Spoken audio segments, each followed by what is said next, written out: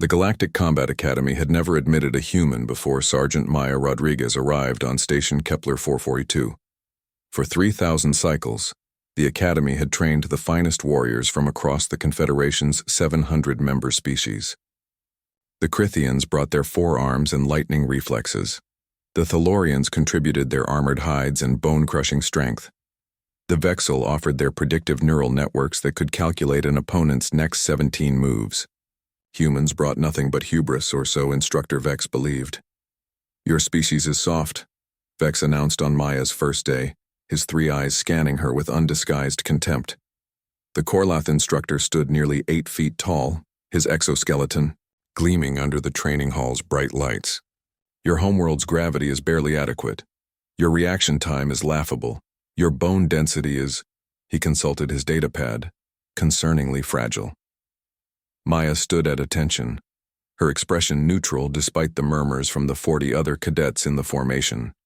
She'd heard it all before during the selection process, during the medical screenings, during the transport to the station. However, Vex continued, his mandibles clicking with what might have been amusement.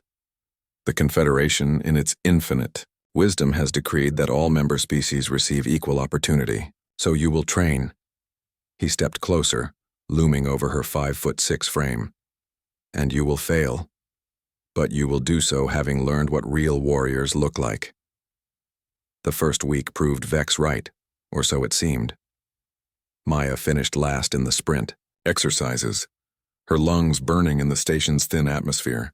She couldn't match the Crithian cadets in the climbing trials. During sparring sessions, she was knocked down repeatedly, her human frame seemingly no match for species evolved on high-gravity worlds or bred for combat over millennia. But Maya didn't quit. Every morning she was first to the training hall. Every evening she was last to leave.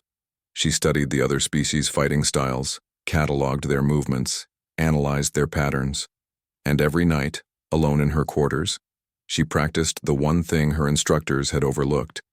Humans were adapters. The incident occurred on day 47 of training. The session was standard combat drills, hand-to-hand fundamentals. Vex had been particularly aggressive that day, making an example of Maya during demonstrations. She'd been slammed to the mat 6 times, each impact rattling her bones, leaving bruises that the medical bay would need to treat later. "Again," Vex commanded, hauling her up by her collar. "You must learn to anticipate the strike. Watch my shoulder, my center of gravity." He demonstrated slowly, his right manipulator claw drawing back for a strike. Maya nodded, reset her stance. "Now, at speed." What happened next would be analyzed in the Academy's combat review boards for years to come. Vex's claw shot forward, not in demonstration but in earnest, faster than regulation allowed for training. Whether it was frustration at her persistence, contempt for her species, or simple malice, no one could say. The strike connected with Maya's nose, and she heard the crunch of cartilage breaking. Blood exploded across her face, bright red and startlingly vibrant against the gray training mat. Pain erupted through her skull, her vision blurred with tears. For a moment, she was back on Earth, back in the San Antonio dojo where her grandmother had first taught her Krav Maga at age 6. She heard Abuela's voice. "Pain is information, mija. Use it." Maya didn't think.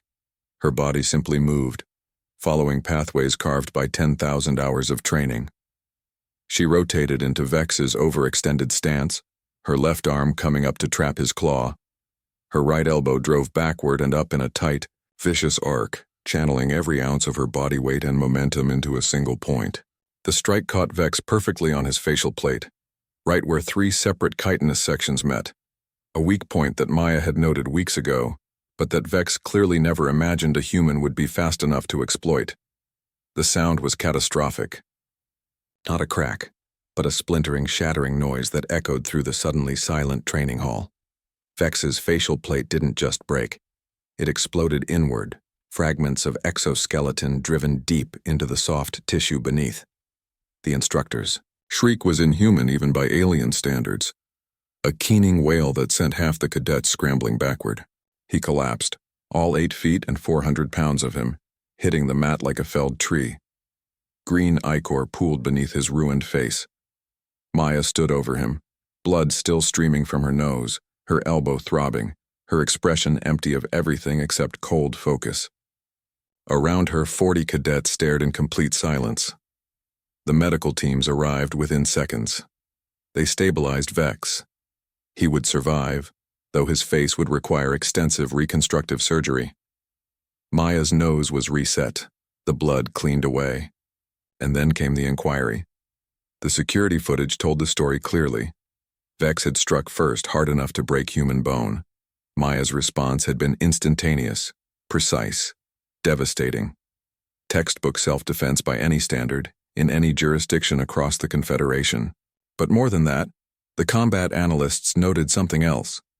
The efficiency of the strike, the perfect biomechanical leverage, the way Maya had identified and exploited a weakness that no other species had even recognized. Perhaps, the Academy, Commandant observed during the review, watching the footage for the 7th time, we have underestimated these humans.